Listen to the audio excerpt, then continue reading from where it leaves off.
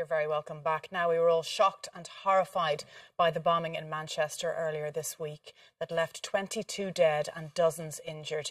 But what was it that drove a young man to do this? Our next guest, psychologist and author Owen Connolly of the Connolly Counselling Centre, has worked with many young people over the years who've been radicalised, including a 17-year-old girl who had planned to blow up a department store in London, beg your pardon. Owen, you're very welcome to the programme. Morning, Thank you very much indeed. Yeah. Owen, the stories behind this young man who carried out this atrocity this week, it seems to be fairly typical. Nobody suspected he was going to happen. He seemed like a normal young man, and then over time, obviously, people got their hands on him and turned him into the person who could carry out an atrocity like this. Are certain young people more susceptible to this radicalisation than others, or is it just a case of the power of the cult, so to speak, to actually radicalise them?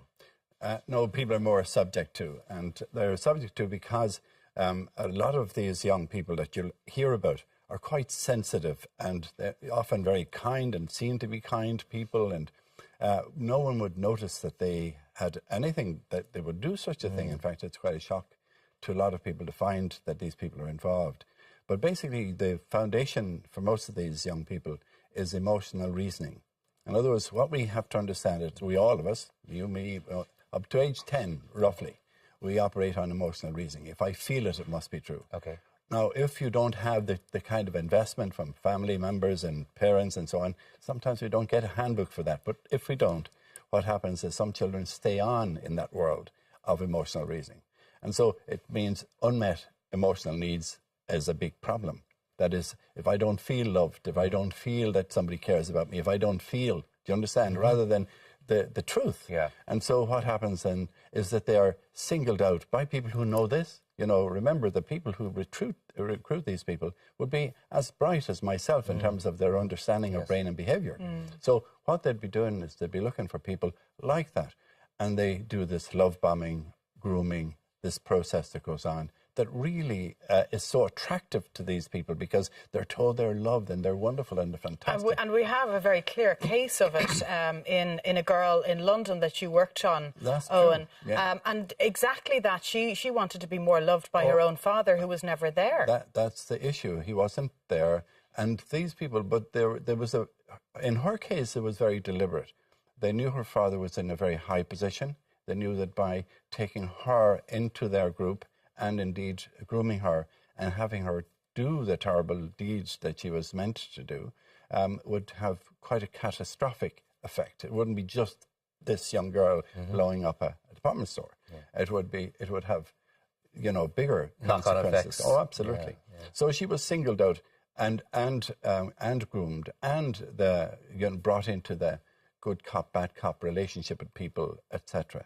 So they would have been, and a lot of these young people, you'll find if you actually check it back, that in Muslim communities, they're a little bit like the Catholics, you have people who are practicing and non-practicing.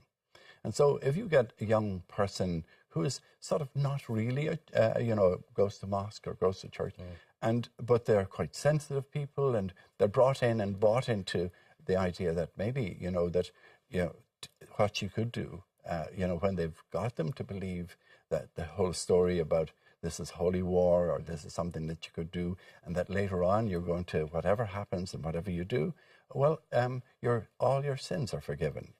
They bring them to rituals and so on to atone for what they might do in the future. Yeah. There's a ritual associated with it. It's almost like a spell, isn't it? Yeah.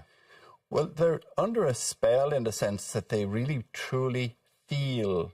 Do you understand? We got back into having to make the difference between what they feel and what is true.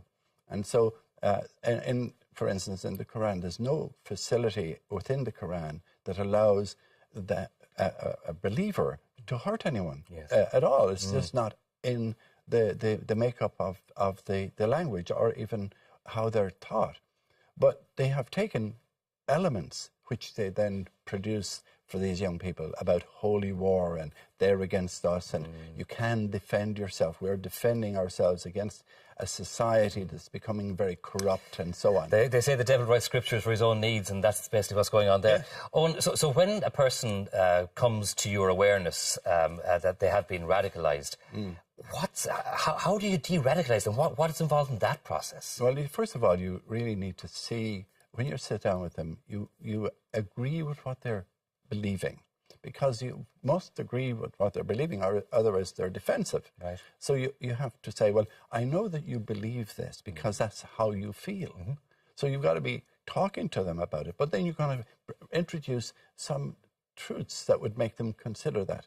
But what we need to do then is bring them back to their own life. In other words, what brought you to a place where you're governed by more what you feel than what is true?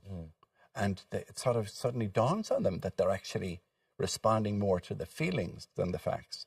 And so we then bring them to a mum and a dad who really love you. They mightn't have communicated that. They mightn't have brought you to that place. And indeed, often parents forget that this emotional reasoning is the process that goes on in a child's life. That's when they say, you're a great boy for helping mummy. So their interpretation of that is, I can only be good if I help. So all those kind of things can happen. And so parents forget that they bring this into later in their lives. Or if you have where there aren't both parents working together, you have a child wanting to have engagement with mum at the very early stages, maybe a little boy, and wanting engagement with the dad later on. If those things are kind of missing out, well, then they're missing out the emotional content of that.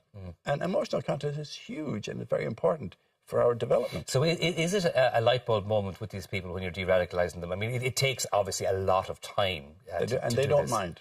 It's like grooming, like people who have their eye on the child. So is it reverse grooming? Is the same psychology behind it? Well, with this girl in London, you spent 10 days, Owen, 12 hours a day. Is that right? Yeah. But I mean, that was because it had to be that intense. Now, she was also programmed to respond to a phone call. So when the phone would ring and she would hear a voice, then it would be like we were starting all over again. It was like the Pavlov dog kind of concept. Yes. Okay. She had been brought to that place. That's where she would get this call and then she would respond. The person that's grooming the more vulnerable person in each case, Owen, is there a boyfriend-girlfriend relationship there quite often? Often, yes. And in this case there was. And they gave us the impression that she believed that this guy really did love her. In fact, we went to visit with them. She wanted to prove to us that was the case. So we went to a restaurant in Piccadilly. Starbucks was the place. But we had to inform MI5 at the time, so they covered it in case there was anything went wrong. Now, it was quite risky. My wife and I went there to meet this young man and his friends and this girl. And so they were really trying to convince me and my wife that, everything was fine and I love this girl and so on, and there's no need you to worry about that. But we knew that we had already got information on all of these guys. Wow. So we really had to go to court, and we had to use the High Court in London to get the court police to remove her from that group so that we could actually take her out of the country to help her. And the reason we had to do that is because, the police cannot arrest somebody if they haven't committed a crime. And so they couldn't take her away from us because there was no crime committed. And she was already saying, but he loves me. I mean, we're in a relationship. It makes it so much more complicated. But she is all right now. Oh, absolutely. She's a fine, she's finished her university. She's a very healthy young lady and getting on with her life. It's great to see that there is hope for people who find themselves in this situation. Thanks very much for your time this morning. It's been a fascinating insight into the minds of people who have been radicalised.